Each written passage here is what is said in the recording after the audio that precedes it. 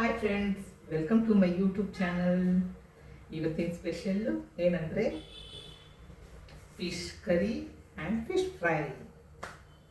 Fish ಕರಿಗೋಸ್ಕರ ನಾನು ತಂದಿದ್ದೀನಿ ಬಾಂಗ್ಡಾ ಫಿಶ್, ಆಮೇಲೆ ಫ್ರೈಗೋಸ್ಕರ ತಂದಿದ್ದೀನಿ ಬ್ಲ್ಯಾಕ್ ಪಾಂಪ್ಲೆಟ್. ಅದರದ್ದು ಫ್ರೈ ಮತ್ತು ಕರಿ ಯಾವ ಥರ ಮಾಡ್ತೀನಿ ಅಂತ ಇವತ್ತು ಬನ್ನಿ. ಇಲ್ಲಿ ನಾನು ಫಿಶ್ ಫ್ರೈಗೆ ಮೊದಲು ರೆಡಿ ಮಾಡ್ಕೊತೀನಿ. ಅದಕ್ಕೆ ನಾನು ಯೂಸ್ ಮಾಡ್ತಾಯಿದ್ದೀನಿ ಖಾರದ ಪುಡಿ 2 ಸ್ಪೂನಷ್ಟು, ಮತ್ತು ಅರಿಶಿನ ಪುಡಿ, ಧನಿಯಾ ಪೌಡರು 1 ಸ್ಪೂನಷ್ಟು, ಜೊತೆಗೆ ನಾನು ಇದ್ರ ಜೊತೆಗೆ ಹಾಕ್ಕೊತಿದ್ದೀನಿ ಸ್ವಲ್ಪ ಗರಂ ಮಸಾಲ ಒಂದು ಅರ್ಧ ಸ್ಪೂನಷ್ಟು, ರುಚಿಗೆ ತಕ್ಕಷ್ಟು ಉಪ್ಪು, ಮೇಥಿ ಲೀಫ್ ಮತ್ತು ಕರಿಬೇವು ಸೊಪ್ಪು, ಎಣ್ಣೆ ಇಷ್ಟನ್ನು ಹಾಕ್ಕೊಂಡು ನೀಟಾಗಿ ಮಿಕ್ಸ್ ಮಾಡ್ಕೊಳ್ಳೋಣ. ಅದಕ್ಕೆ ಸ್ವಲ್ಪ ತೆಳ್ಳಗಾಗೋದಕ್ಕೋಸ್ಕರ ಸ್ವಲ್ಪ ನಾನು ನೀರು ಮಿಕ್ಸ್ ಮಾಡ್ಕೊತಾ ಇದ್ದೀನಿ. ಇವಾಗ ನಾನು ಏನು ತಂದಿದ್ದೀನೋ ಪಾಂಪ್ಲೆಟನ್ನು ಇದ್ರ ಜೊತೆಗೆ ಹಾಕ್ಕೊಂಡು ನೀಟಾಗಿ ಅದಕ್ಕೆಲ್ಲ ಮಸಾಲ ಹಚ್ಚಿ ನಾನು ಮ್ಯಾರಿನೇಟ್ ಮಾಡೋಕ್ಕೆ ಇಡ್ತಿದ್ದೀನಿ.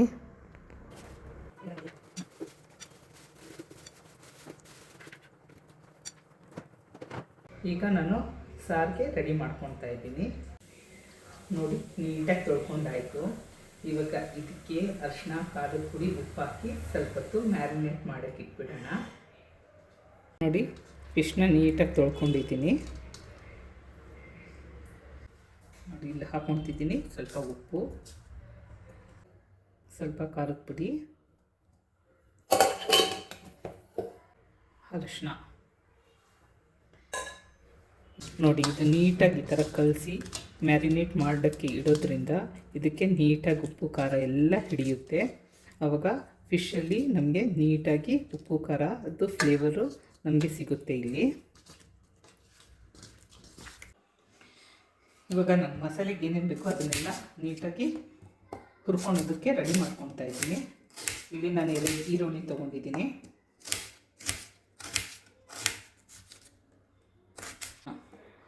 ಮತ್ತು ಇಲ್ಲಿ 2 ಟೊಮೆಟೊ ತೊಗೊಂಡಿದ್ದೀನಿ,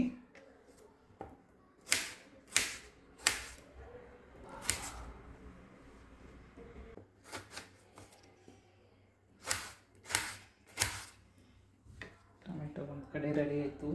ಇವಾಗ ನಾನು ಸ್ವಲ್ಪ ಶುಂಠಿನೂ ಚಿಕ್ಕದಾಗಿ ಕಟ್ ಮಾಡ್ಕೊಂಡ್ಬಿಡ್ತೀನಿ.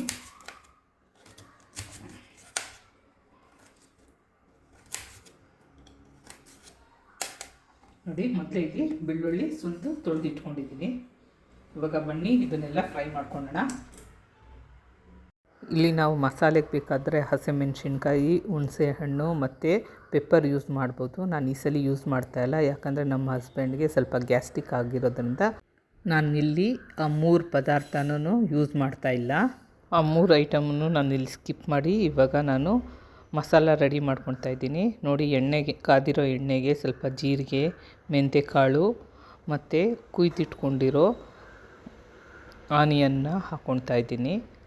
ಜೊತೆಗೆ ಬೆಳ್ಳುಳ್ಳಿ, ಶುಂಠಿ ಇದಿಷ್ಟನ್ನು ನೀಟಾಗಿ ಫ್ರೈ ಮಾಡ್ಕೊತೀನಿ.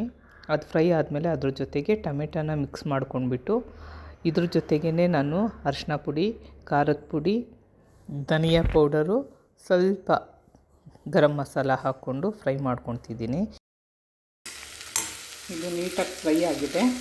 ಇವಾಗ ಇದನ್ನು ಸ್ವಲ್ಪ ತಣ್ಣಗಾಗೋಕ್ಕೆ ಇಟ್ಬಿಡೋಣ. ಇವಾಗ ತಣ್ಣಗಾಗಿರೋ ಮಸಾಲಾನ ಜಾರಲ್ಲಿ ಹಾಕ್ಕೊಂಡು ಸ್ವಲ್ಪ ರುಚಿಗೋಸ್ಕರ 1 ಹಿಡಿಯಷ್ಟು ತೆಂಗಿನಕಾಯಿ ಹಾಕ್ಕೊತಿದ್ದೀನಿ. ಈಗ ಮಾಡ್ಕೊತಿದ್ದೀನಿ ಮೀನು ಸಾರಿಗೆ ಒಗ್ಗರಣೆ.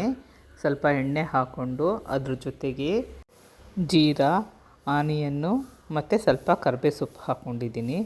ಎಲ್ಲ ನೀಟಾಗಿ ಫ್ರೈ ಮಾಡ್ಕೊಂಡಾದ್ಮೇಲೆ ನಾನು ಏನು ಪೇಸ್ಟ್ ಮಾಡ್ಕೊಂಡಿದ್ನೋ ಆ ಮಸಾಲಾನ ಇದ್ರ ಜೊತೆಗೆ ಹಾಕ್ಕೊಂಡು 2 ನಿಮಿಷ ಎಣ್ಣೆಯಲ್ಲಿ ನೀಟಾಗಿ ಫ್ರೈ ಮಾಡ್ಕೊಳ್ಳೋಣ.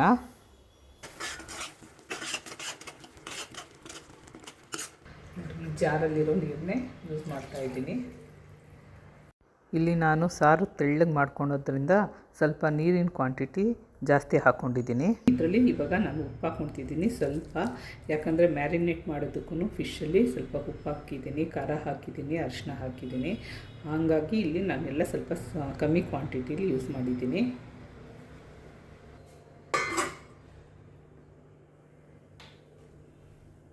ನೋಡಿ, ನೀಟಾಗಿ ಕುದೀತಿದೆ. ಇದ್ರ ಜೊತೆಗೆ ನಾನು ಸ್ವಲ್ಪ ಕೊತ್ತಂಬರಿ ಸೊಪ್ಪು ಹಾಕ್ಕೊತಿದ್ದೀನಿ.